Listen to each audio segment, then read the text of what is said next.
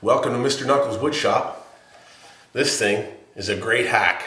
I had a little brick job to do around the building, and like I always say, I don't know what I'm doing, but I needed to elevate myself, and so I had to come up with some way of doing it, and I had to get up about 2 feet, so I had to figure something out. This hack is going to save your day. I'll show you how it works.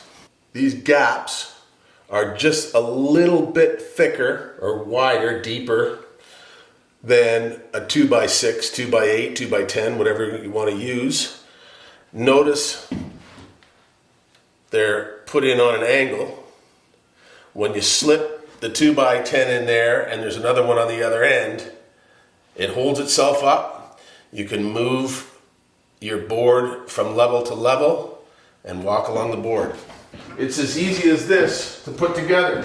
Just lift the board up and slide it into place, and that's that. So that's what it looks like when it's all put together. You could make it a lot taller than that, I'm sure. It was very stable. I always felt stable on it.